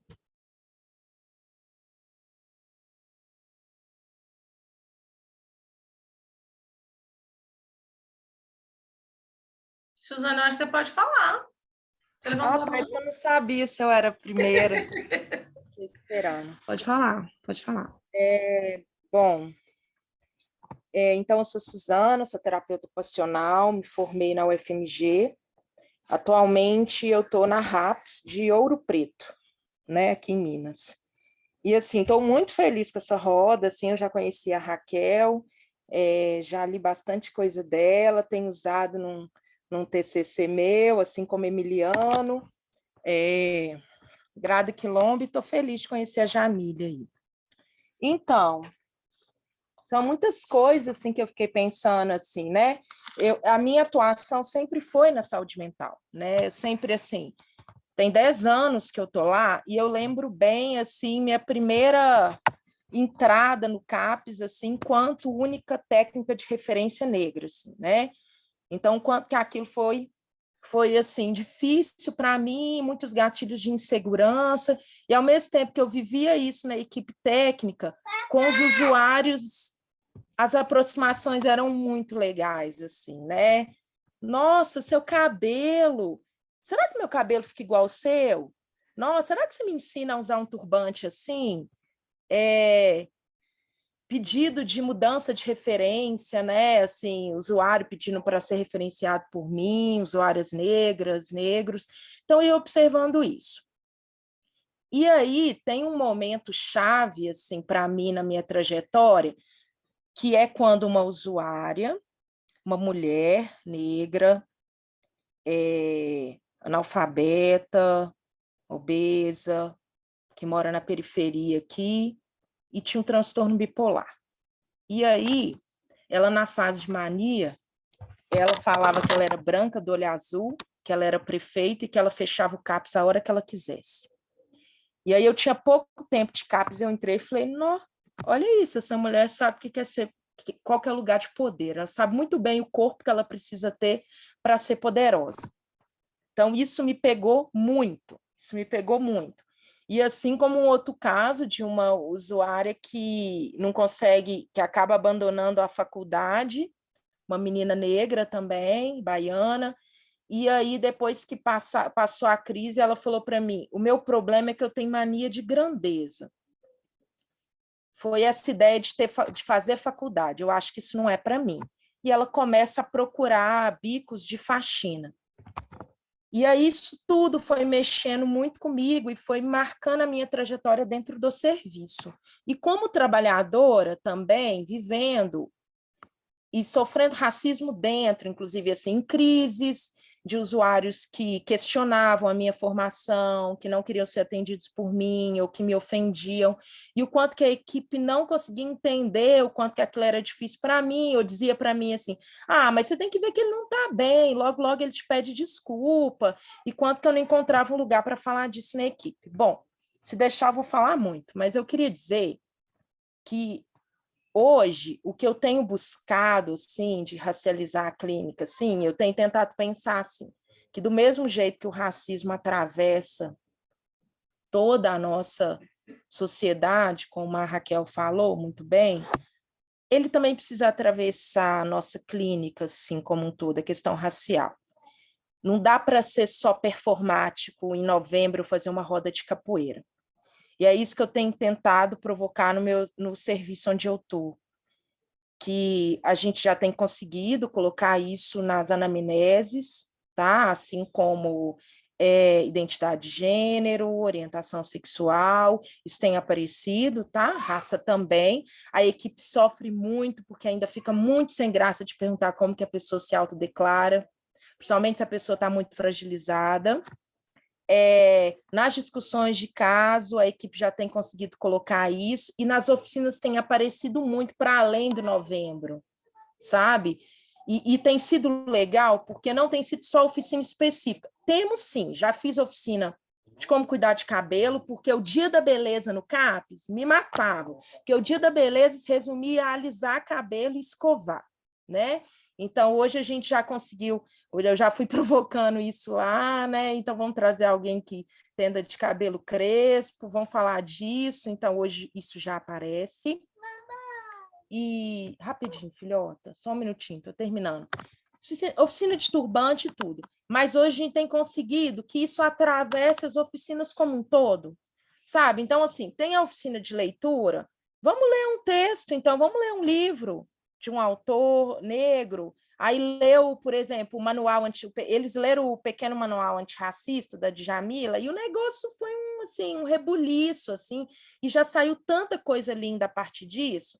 Aí, na oficina de estamparia e bordado, agora a gente vai fazer uma estamparia decolonial. Nós vamos estudar, então, grafismo de tribos indígenas e afro também, sabe? E agora, recentemente, eu fiquei bem feliz que eu consegui propor para a gestão de serviço educação permanente sobre o tema, e a gente começou a estudar junto,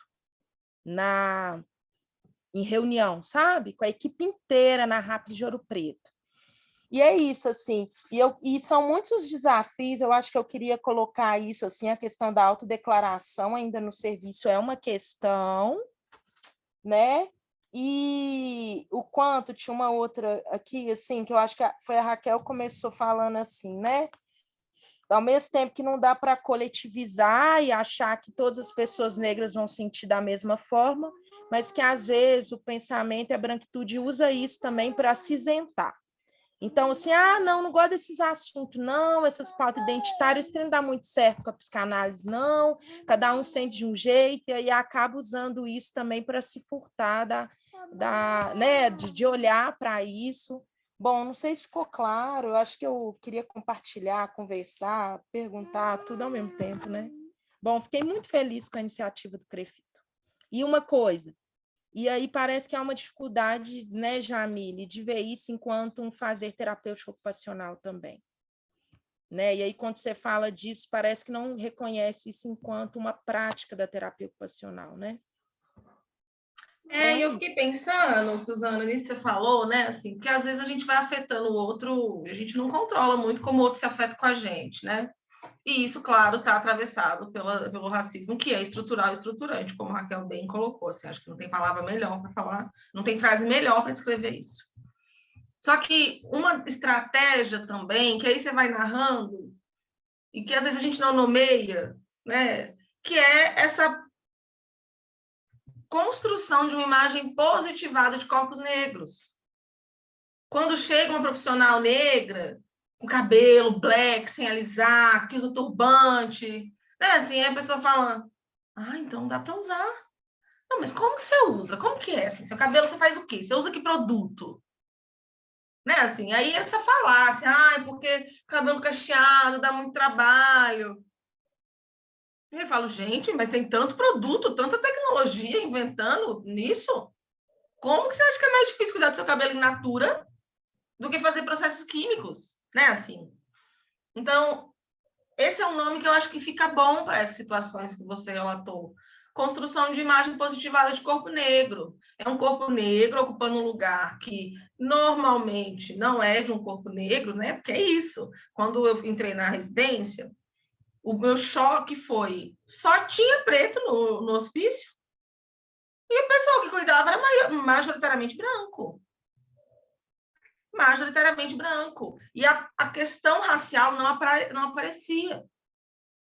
Eu falo, gente, como assim? O tanto de gente negra nesse lugar, a gente não fala sobre questões raciais?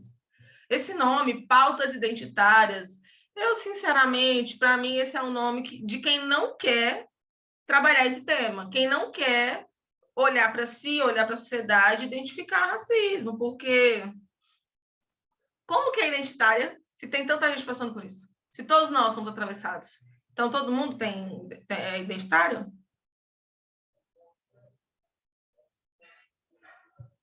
Maravilhoso. Alguém mais, gente? Nessa roda? É só abrir o microfone.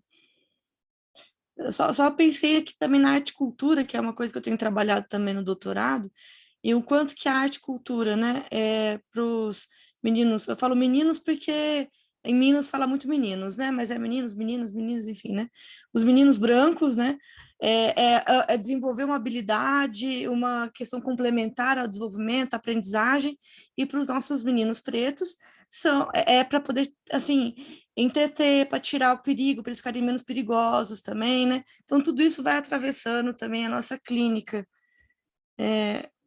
Eu não vou mudar tanto de assunto, né? Eu queria fazer um comentário, mas eu vou deixar isso para o final. Álida, se quiser comentar, meninas que estão aí com a câmera aberta, eu vi ali, Paula, tinha. Boa noite para todo mundo. Cheguei um pouquinho atrasada porque, como muitas aqui, mãe também, tive que buscar menino na escola, atrasei por causa de trânsito, peço desculpa.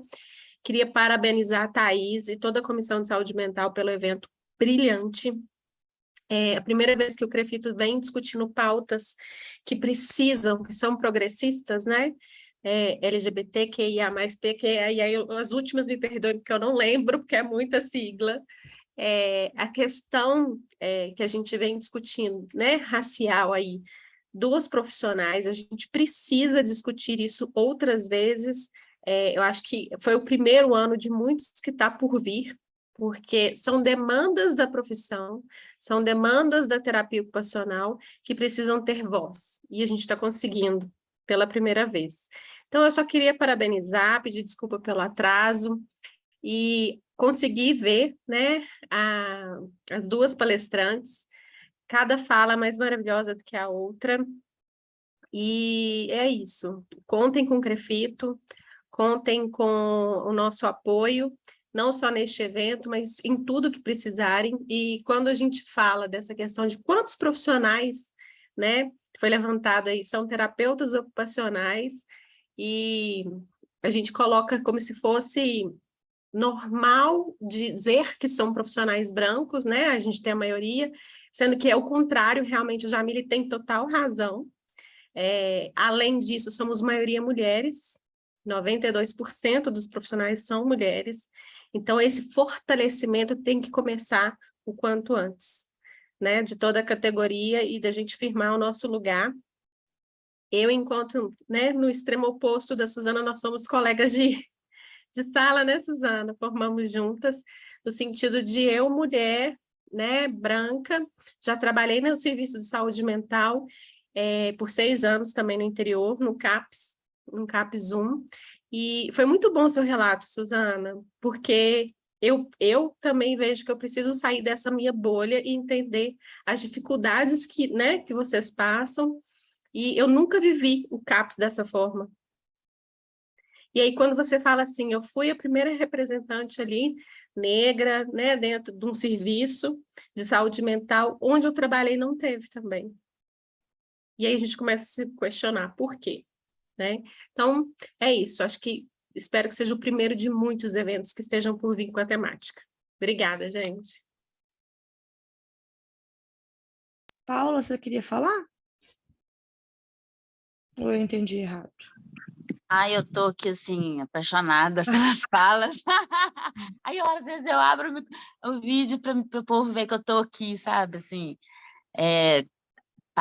faço das minhas palavras da Álida, parabenizo muito essa iniciativa, acho super importante, a gente tem que aparecer, a gente tem que discutir, a gente tem que mostrar, né, o nosso cabelo, mostrar a nossa clínica pautada, né, no nosso pertencimento nessa sociedade. A gente tem que estar aqui.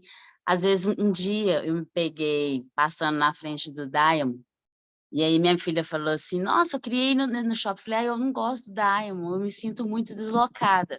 Aí ela falou comigo assim, por quê? A gente tem que estar lá. A gente tem que estar lá e a gente tem que estar nesse lugar que é nosso também. A gente tem que estar em todos os lugares. Então, quando eu vejo essas iniciativas, eu fico muito feliz, porque esse espaço é nosso, né? A gente tem que estar aqui, a gente tem que ser representado, tem que ter voz, tem que ter lugar. Aí eu fico muito feliz, o coração aquece. E um beijo para vocês todas. Meninas, eu vou ler uma mensagem aqui, que foi colocada Deixa eu dar pela um beijo para Cláudia. Paulinha. Paulinha também estudou comigo. Tô revendo aqui várias. Saudades de vocês, meninas. Só vou ler a mensagem da Cláudia, ela está sem microfone, né? Ela queria dar um testemunho do atendimento com crianças e adolescentes e como essas questões estão presentes na clínica e na nossa escuta todos os dias. Achei muito importante introduzir na anamnese essas questões. Eu também. E a gente passou do tempo, né? Eu tenho tentado cumprir um pouco esses horários, né? Mas a gente já até ultrapassou e, para falar a verdade, eu não percebi, e era eu que estava responsável pelo tempo. Então, Melhor coisa, sinal de que a discussão está riquíssima. é sinal que a pessoa que está controlando o tempo que já perdeu a noção do tempo aqui nessa conversa. Então, a gente vai encerrando por aqui. Se alguém tiver alguma fala final, claro, pode comentar. Eu E queria eu vou fazer pedir... um comentário. Pode fazer, Eu vou Graziele, abrir né? a câmera. Isso. Eu sou estudante de fisioterapia e eu estudo aqui na URGS, aqui no Rio Grande do Sul. E eu acho que eu percebendo, fazendo algumas reflexões, eu estou no final do curso e eu vejo que o cuidado, ele deixa de ser racializado porque o currículo passa muito pela lógica do silêncio, como a Raquel falou, né? A gente não vê isso, a gente não tem essas referências. E quando tu fala dentro da academia, nossa, vamos falar de, por exemplo, saúde da população negra. Não, como assim? Não tem ninguém para falar aqui. Não tem ninguém que estude isso e possa falar. Não existe, se não tem ninguém para falar, não se preocupam em trazer ou estudar. Eu acho que o problema está nos currículos, porque eles foram elaborados de formas de que determinadas populações estejam silenciosas e não sejam vistas. Então, porque o cuidado que eu vou ter enquanto fisioterapeuta com uma pessoa negra é completamente diferente do cuidado que eu vou ter com uma pessoa branca. Mas ainda assim, mesmo parecendo lógico, para mim, na academia isso é ignorado. Eu fico muito feliz quando eu vejo pessoas de outra categoria além da TO, né? Porque eu fiz super propaganda para as TOs, assim. Tô adorando que eu vi que tem gente de várias outras categorias. A provocação que eu vou fazer é a seguinte: por que as pessoas ficam tão incomodadas de fazer uma pergunta sobre a identificação de raça? Qual que é o ponto? Qual que é o incômodo? Por que é incômodo você perguntar qual que é a raça que a pessoa se identifica?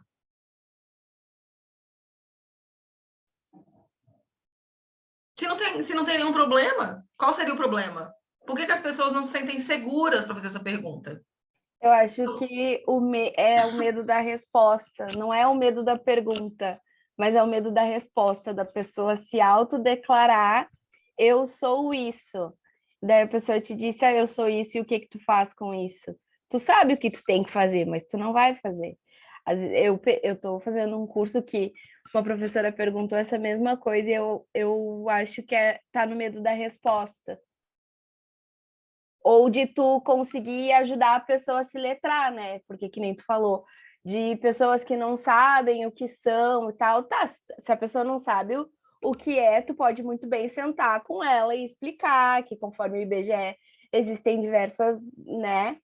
Eu acho que é isso, o medo da resposta e também não querer ajudar a pessoa a se letrar.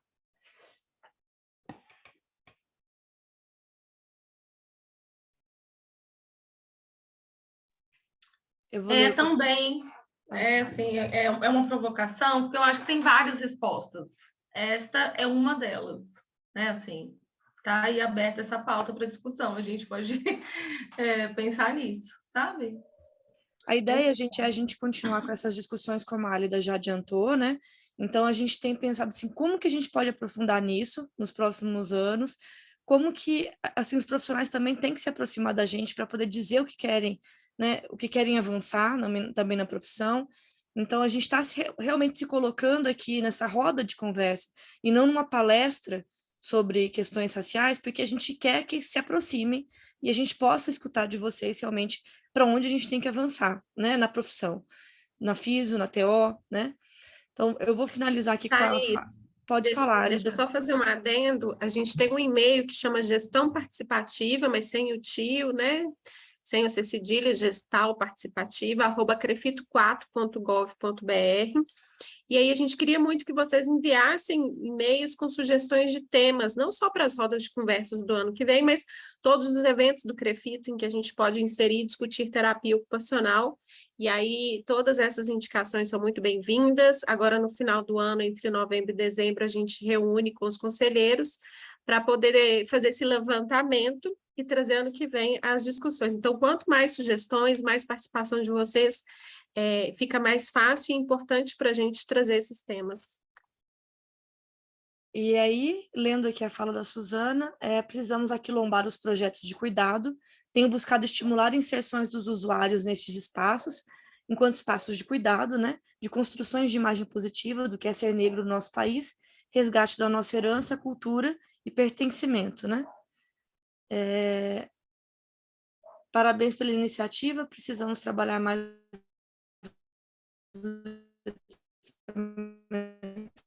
racial em todas as áreas. Terminar junto com, ou colocar debaixo do vídeo que vai ficar no nosso canal do YouTube, algumas referências, se vocês toparem de mandar para mim, Raquel e Jamile, a gente pode talvez colocar até mesmo, não só de livros, de filmes, de coisas que possam sensibilizar, até de artistas, né? Aí a gente pode pensar em cantores, bandas, enfim. A gente pode pensar em coisas assim para a gente poder deixar embaixo do nosso vídeo para poder as pessoas buscarem mais informação também, tá? Então, a Alida colocou aqui o e-mail. Então, eu queria agradecer muito, a gente ultrapassou muito tempo, mas é o nosso último encontro desse ano, tá? E muito, muito obrigada, né, às palestrantes, a quem ficou aqui, a quem participou, e espero vocês nos próximos encontros, tá? Muito obrigada. Tchau, tchau, gente. Tchau.